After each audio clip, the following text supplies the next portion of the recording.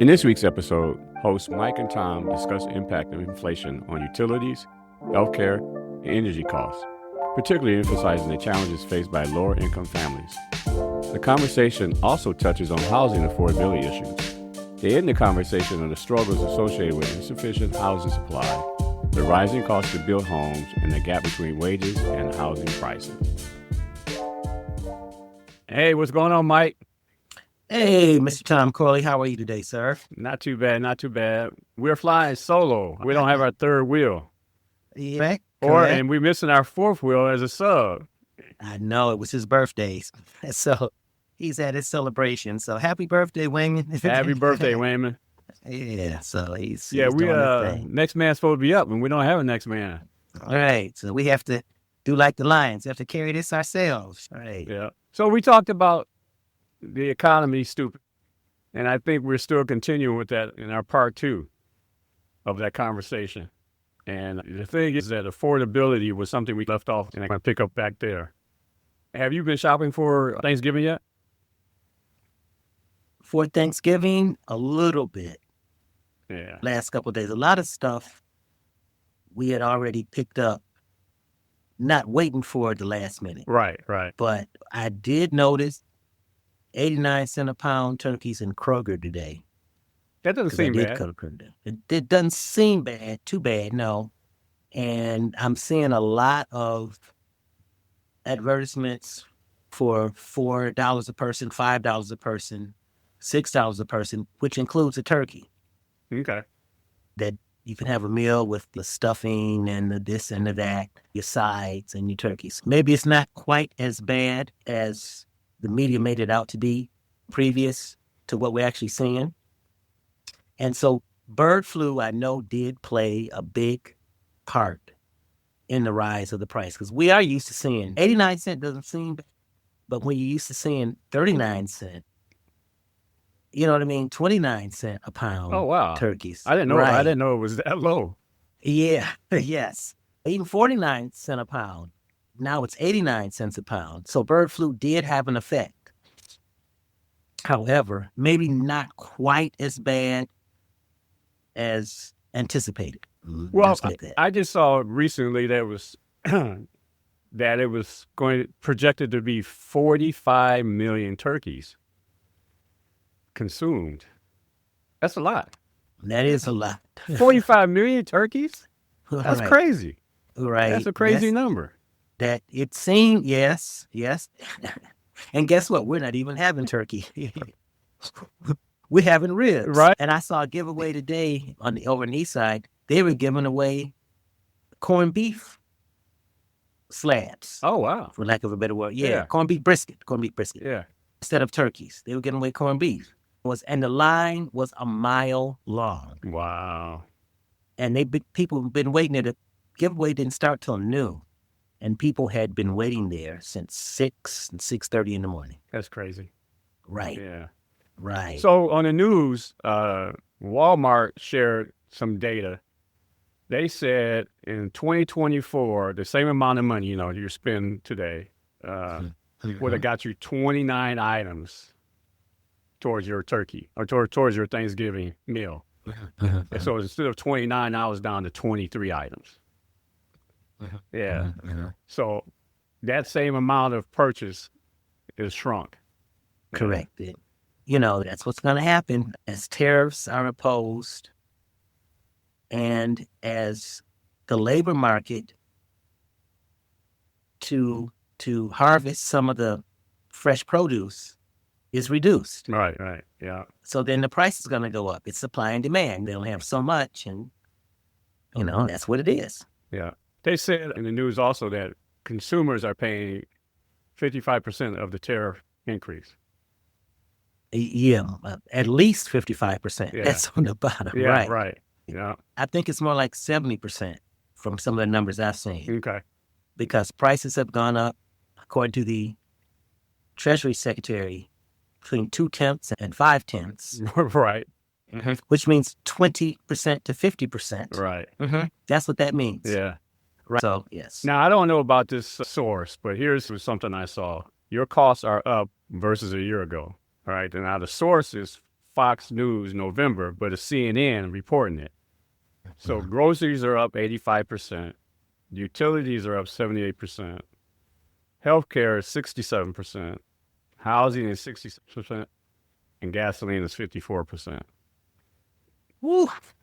Now Say that healthcare price again, increase. 67%. And the one was 70. Yeah, utility 78%. Utilities, that's the one. Yeah. That's the one. You really have to pay attention to that because that's a killer. Yeah. It's not a whole lot you can do about that. Yeah. You have to have that. I also think that's your electricity and gas and water. You have to have that. Here's something else I saw related to that. In 2025 alone, more than 124 million Americans are expected to see some sort of rate increase in their energy bill. And that information comes from Power Lines. I guess it's a publication. I guess an industry publication probably. It says, even if you do your best to shut off every light, some fixed costs are unavoidable, such as a delivery charge. I have looked at that before, but I haven't looked at it recently on my statement. But they're saying that the energy burden falls most acutely on low and middle income families who spend between 6% and 10% of their income on energy. True. Yeah, as a percentage of income. Right. Because the lower income family has to have lights on the same amount of time as the upper income family. Right. So as a percentage of income, yes, they're going to end up spending more, which is disproportionate. But what can you do about it? Oh, yeah, like you said, it's tough. It's tough. Right. It's a fixed part of your household budget. Right. Correct. And where we are, they keep asking for more rate increases. Yeah. And it seems to me that it's to just enhance shareholder value. Because the previous 3 rate increases we've had here in Michigan have all been for infrastructure. Mm.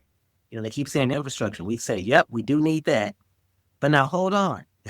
This latest one, we just gave you an increase 6 months ago. You come back 6 months later saying you need another one. Well, you haven't fixed anything. You're talking particularly to the grid, right? Fixing Correct. the grid. Yeah. Correct, right. You haven't fixed the increase that we gave you yet. So why do you need another one? Didn't you anticipate this? Wasn't all of this anticipated in the previous request?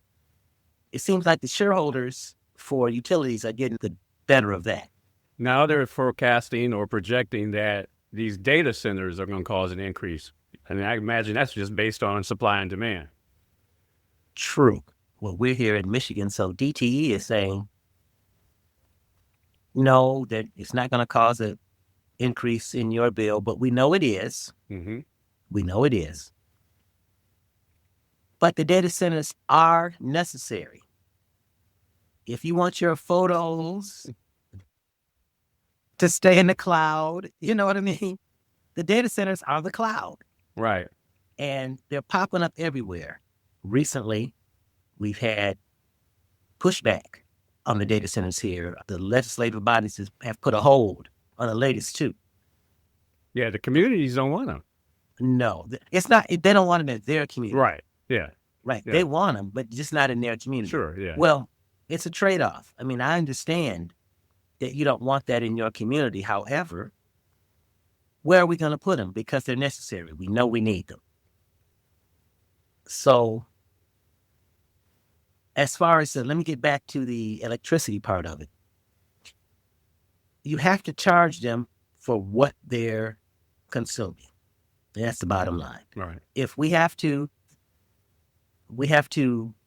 upgrade the grid right around them to make sure that they stay going to power your AI and everything else, then they're going to have to pay that share of the cost. But believe me, ultimately you're going to pay it. Yeah. Yeah. Because if the data centers are charged proportionately, then they're just going to pass that cost on to the consumer that's using the cloud and the AI Right. products that they're providing. That's that. The cost of healthcare, if you're on ACA, they're saying that the average cost right now is $888 in 2025. They're forecasting that to be $1,900 in 2026. Wow.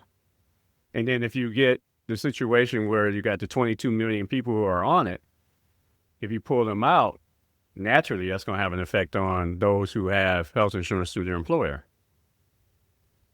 True. Because they're pulled out of the bucket. Right Correct. pays into the bucket Right. for these prices to be what they are.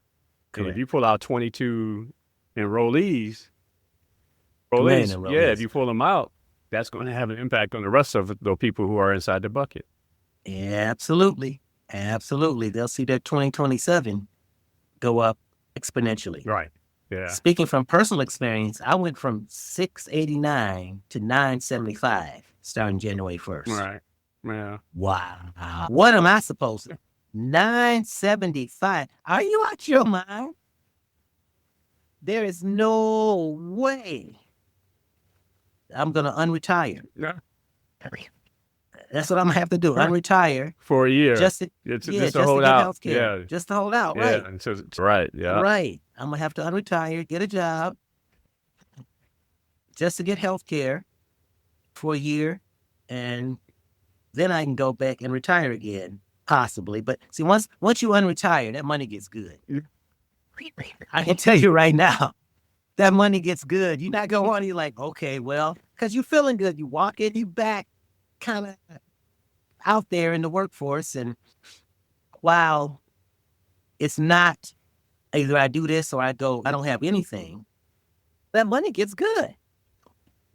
When everybody I know that's unretired, they say that money is good. They don't mind it because they ain't doing nothing else. Right. Yeah. So, Yeah. why not? Yeah. If you have an opportunity, why not take advantage of it? Right. I had an eye-opening moment the other day, last week, where I was talking to another sub, and I was like, I didn't wake up this early when I was working. Right. I had to be to the office till 9, and here I am, Right. showing up someplace at 7:30 in the morning. I was like, something's wrong here. Yeah. But see, the trade-off is you out of there about 3:30, 4 o'clock in the afternoon. Exactly. Yeah. Instead of working till 5 or 6. Right. Got to meet goal and all this stuff. Because it's definitely, when the kids are gone, I'm like a few minutes behind them. Oh, there you go. I ain't got no See? responsibilities to hang around. Right. Yeah. Right. Yeah. Right. So, Trade-off. yep, so it's a trade-off. So we talked about housing last week. In particular, we talked about the mortgages, but I don't want to touch on that again. I just want to talk about the affordability of trying to own a home. And there was some more data that I saw. The data to back up, you typically need to earn $121,000 to maintain that rule of thumb of 30% of your income going towards housing. But the average person is making $84,000, Mike. Which is why we keep seeing on the news the housing crunch, the affordability crunch. Yes. That people can't afford this. This is not the wages are not proportionate to what it costs to house people today. Right. And I'll bring this up. It's kind of a sidebar. Even on the west side of the state here, because we're in Michigan, where we have a beach, Michigan's other left coast, I should say America's other left coast, where we have a long line of a freshwater beach that stretches from the bottom of the state down there to the top of the mid. Around the Benton Harbor, St. Joe area, I'm noticing that a lot of the Airbnbs are leased solid. Yeah. Through 2027. Oh, wow. And beyond. Yes. I'm talking about you can't rent them. Yeah. Because the price of doing that is consummate to owning the home. But when you do that, you don't have to clean up. I mean, you got to clean up a little bit, but, it includes maintenance, insurance. Right. You know what I mean? It's a turnkey operation for you. Sure. So you go in there to live, and a lot of those places are being taken up by employees that on that side of the state that are going to be there maybe for 2 years or 18 months or whatever it is, their assignment for some of the corporations on that side of the state. But it is way cheaper to do that. That's just a sidebar. Well, I mean, that I'm but that seeing. leads into some other things that I kind of saw recently, just trying to do some homework on this week's episode or follow up to our Is the Economy Stupid? You find out that the cost of housing in markets are just different than here in Michigan, and they're just crazy numbers. Like New York, it's $4,000 to rent. That is unbelievable. And in Chicago, it was like the same amount of numbers, $4,000, $5,000, $6,000. It's just crazy. And the one I was reading said that this family who was living in Chicago moved to Mexico because of the cost of housing and the cost of childcare. Childcare is like $13,000 a year, or an average of $450 a week. And you go to Mexico, it's like $100 or some number, you know. But childcare is a big number Huge number now. in the household budget. It's a huge number. Child care, I just heard something on the radio. Well, where child care is in some cities more expensive than it's either the car note or the rent for a month. It's astronomical what child care is, what it costs for child care. And this was holding a lot of people back because if they live somewhere where they don't have a support system, Right. no family to look after the kids, pick them up after school while they're working. You have to work out your schedules so that there's always somebody there to take care of the children. Right. It's not working out. So people, they was particularly women, aren't in the workforce that want to be in the workforce, but childcare is just so astronomical. They have to stay home, and the partner goes out and works. Partner, husband, what have you, and it's still not enough. It's not enough. Right. It's not enough. Yeah. One of the things I saw too in regards to that, the cost of childcare was just as much as, if not more, than a university. Yes. Right. Yeah. Yes. Yeah. Yes. And if it takes $125,000 to maintain a house, and you got one person making the 85, and the other person is staying home trying to take care of the kids because you're in this spiral. You're in this downward spiral. It's really tough, and I can't say that I see a solution. I certainly don't have any solutions to the problem, but you won't get any solutions on this program. At least not for this. So you have pre-COVID and post-COVID. The post-COVID, I mean, do you think, because this increasing cost affordability or cost of living, because Donald Trump ran on that as a campaign in 2024, do you think that the cost of living was inching up with inflation after COVID? Absolutely. Inflation is going to happen anyway, COVID or no COVID. But yes, it was, exasperated, made more prominent after COVID. Yeah. And certainly now it's out of control with the tariffs. But it's not, you're going to have inflation anyway. It's just, you have to control it. You know what I mean? Right. And that's where the Fed comes in with monetary policy. Yeah. To try and control inflation. And so that's who you depend on, a nonpartisan group of people that know how to run an economy to do that. And you don't interject politics into that. You let them do, if they say, no, we're not going to lower interest rates anytime soon because of the numbers, then that's what you do. Sound economic policy is sound economic policy, regardless of party affiliation. Sound economic policy has nothing to do with what party you're in, whether you're to the left or the right. Right. So that's why the Fed is independent of politics or was independent of politics in order to control it. But now, we have pressure. Oh, you got to lower these. You got to lower these interest rates. Yeah, we would all like lower interest rates. But, at what cost? If the price of everything is going to continue to spiral out of control, then no. You got to bring that down, whatever that means. You have to bring that down. In order to be affordable, follow sound economic policy and do what the Fed chairman tells you to do. It's been working so far, it'll continue to work. I want to go back to the housing for a second. We talked briefly about the supply and demand, and we were talking about there's been no construction, Right. no major construction since probably 2008. Right. So there's a shortage of, depending on what source you get your information from, but a minimum 4 million homes is required. And that's why quarter, I guess, I don't know, but 25%, your value of your home was increasing like 25%. And so the prices out a lot of folks. It does.